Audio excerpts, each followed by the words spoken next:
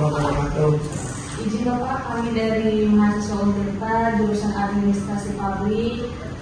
Kami itu mendapatkan tugas mata kuliah pengantar ilmu administrasi, di mana kami itu harus menilai birokrasi pelayanan publik di salah satu instansi, dan kami alhamdulillah memilih instansi yang Bapak Ibu kerja di sini.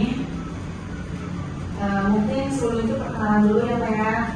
Jadi perkenalkan, nama saya Tiara Mulikma, di samping saya ada rekan saya Lutfiani Safadila Zahra. Saya Muhammad Fadil Bifron. Saya Satria Yandra. Saya sama-sama kelompok. Oke, baik Bapak, itu nama-nama kelompok kami. Di sini kami izin untuk mewawancarai pelayanan publik di instansi ini. Apakah Bapak berkenan? Ya. Oke, baik Bapak, terima kasih.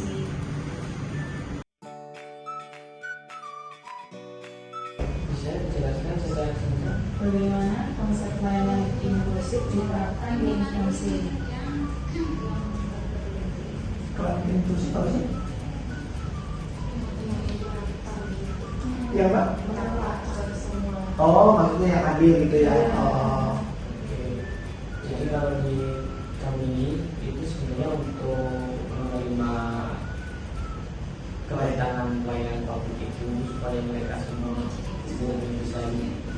bisa melakukan aktivitasnya, entah itu pengaduan, permohonan izin dan lain-lain, itu kita sudah menyiapkan ruangan tersendiri di sini. Kalau dari tadi masuk ke kantor sini, itu yang besar itu pos security itu yang lantai 1, itu adalah tempat untuk menerima kedatangan orang dari luar untuk apa namanya, Orang luar misalnya.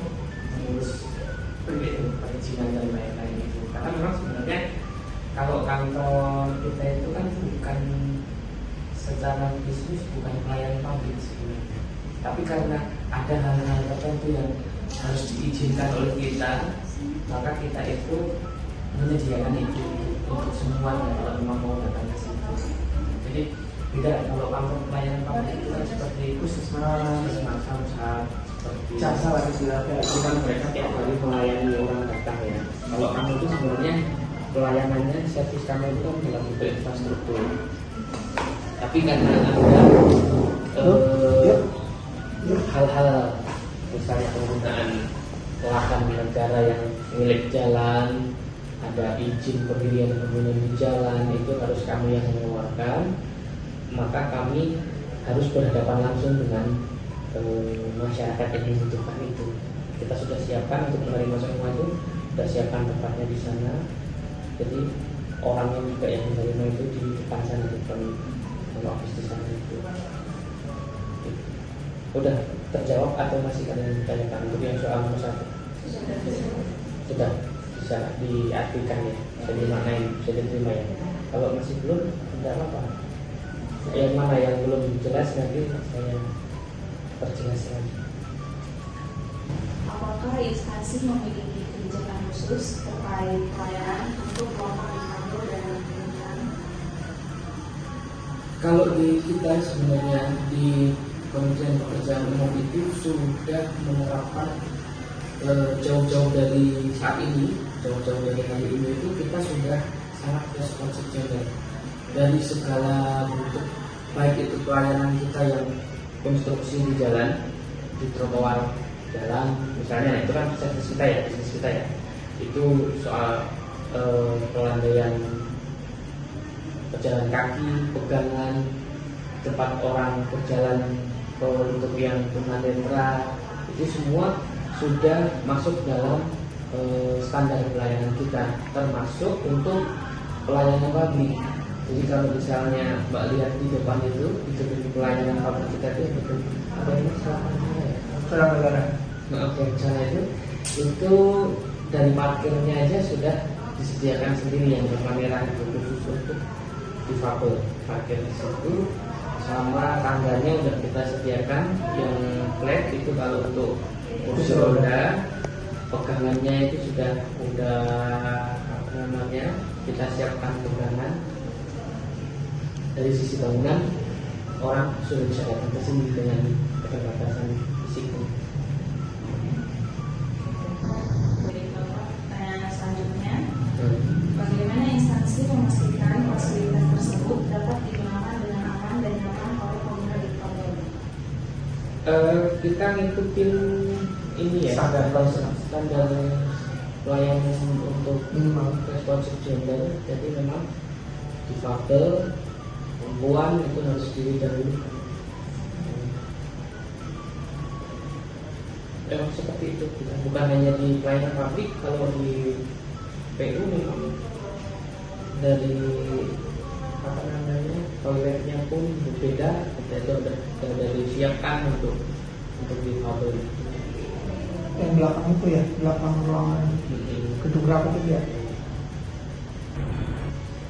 Selanjutnya Bapak, apa kendala utama dalam menyediakan akses fisik yang lebih inklusif? Kendala menyediakan akses fisik. Sebenarnya kalau akses fisik itu tidak ada kendala yang berarti ya, cuman memang kadang-kadang akses itu istilahnya apa, infrastruktur atau akses yang kita sediakan untuk responsif gender itu karena jarang digunakan, akhirnya ada yang tidak berfungsi karena jarang digunakan aja. Tapi kalau untuk menyediakan itu kita tidak ada masalah.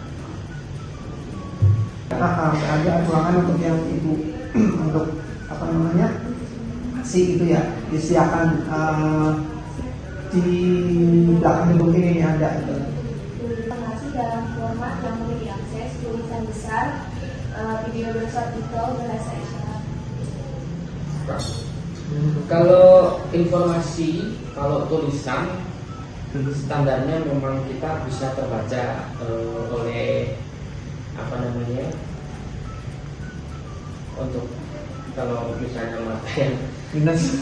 banyak masih bisa terbaca ya. Tapi kalau untuk yang memang huruf Braille itu ya belum memang belum. ke situ. Terus kalau untuk isyarat mungkin kita menggunakan gambar-gambar aja, tapi tetap ya harus gambar-gambar yang bisa dipahami aja di dalam pengumuman itu.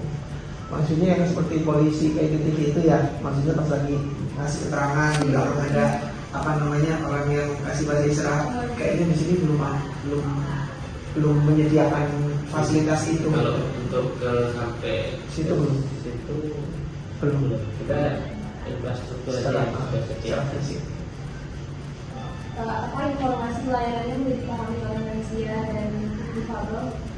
Sebenarnya kalau informasi, kalau yang kita susun menurut kami sudah standar dan mudah dipahami, udah kita sedikit mungkin menggunakan kalimat-kalimat yang Sederhana. bersayap, jadi sebenarnya sudah cukup mudah dipahami.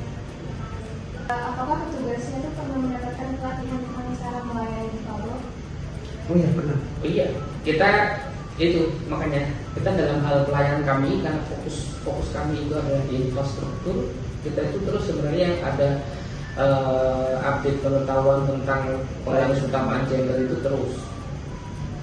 Itu kan terbawa, baik itu produk kita di lapangan, produk kita di kantor, itu selalu akan ikut terus ngikutin apa namanya pengaruh utama gender itu. Ini udah kebijakannya seperti itu. Bagaimana memastikan petugas tetap ramah dan tidak diskriminatif? Kalau kita namanya petugas di front office itu selalu diingatkan untuk siapapun itu yang datang, maksudnya apapun itu kita memberikan standar-standar penerimaan. Jadi sama aja mau yang datang itu dari golongan apa ya, diterimanya ya dengan standar yang sama.